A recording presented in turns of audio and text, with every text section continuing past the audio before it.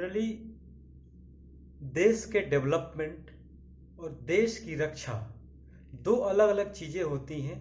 जैसे हमारे कंट्री में या किसी भी कंट्री में देश की रक्षा का दायित्व हमारे सोल्जर्स के ऊपर होता है, हमारे डिफेंस के ऊपर होता है, जो थल सेना है, जल सेना है और वायु सेना है उनके ऊपर होता है, जो सशस्त्र सीमा बल हैं उनके ऊपर होता है।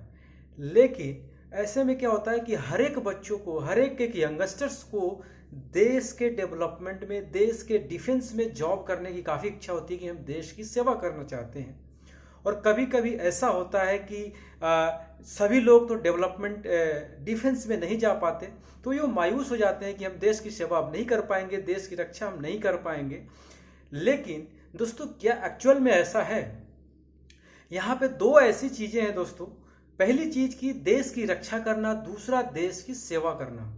तो पहला जो है देश की रक्षा करना, ऑब्वियसली कि देश की रक्षा करने का दायित्व हर एक को है, लेकिन बाहरी सीमा से आक्रमण, बाहरी लोगों से बचाने का जो काम है वो सिर्फ और सिर्फ डिफेंस करती है, हमारी सेना करती है।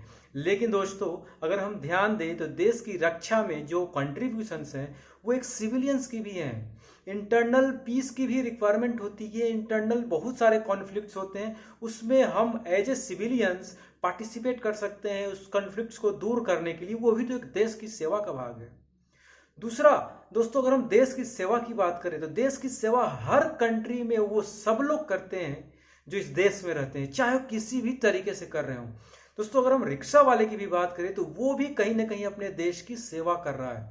अगर वो 10 रुपए की चीज 10 रुपए की अर्निंग कर रहा है तो कहीं ना कहीं वो 5-7 रुपए आपको ऐसी चीजों में खर्च कर रहा है जहां पे वो टैक्स इनडायरेक्टली पे कर रहा है किसी चीज के लिए, तो वो भी देश के डेवलपमेंट में एक छोटा सा कंट्रीब्यूशन दे रहा है।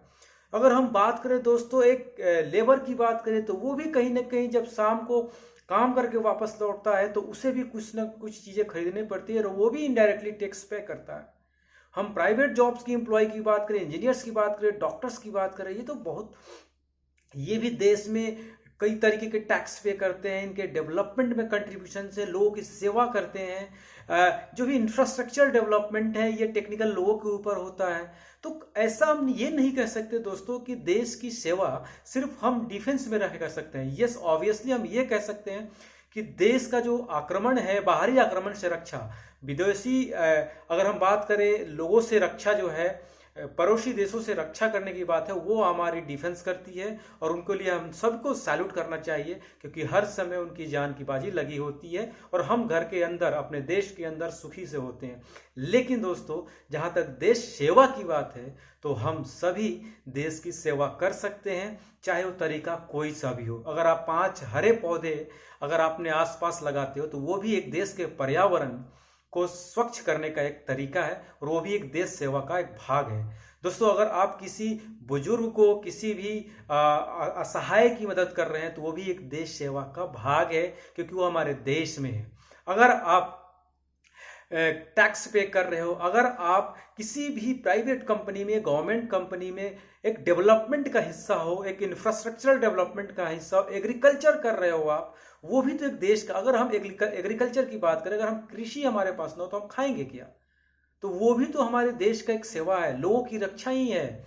हम भूख मिटा रहे हैं लोगों की, इससे बड़ा सेवा कुछ नहीं हो सकता दोस्तों। तो दोस्तों, मैं यही कहना चाहूंगा कि देश की रक्षा और देश की सेवा दो अलग अलग चीजें हैं। अगर बहुत सारे ऐसे लोग होते हैं जो डिफेंस में नहीं होते तो वो कहते हैं कि हम देश की सेवा कैसे करें। हम देश की सेवा कर सकते हैं, बशर्ते हमारी सोच में बदलाव आनी चाहिए। देश की रक्षा भी हम कर सकते हैं, देश की सेवा कर सकते हैं, लेकिन हाँ, आपको देश की रक्षा बाहरी लोगों से, डिफेंस में न जाकर के एज ए सिविलियन भी आप बहुत तरीकों से कर सकते हैं। दोस्तों, अगर ये वीडियो पसंद आया हो तो एक लाइक जरूर करना, कमेंट करके जरूर बताना कि आपको ये वीडियो कैसा लगा। तब तक के लिए दोस्तों, जय हिंद, जय भारत।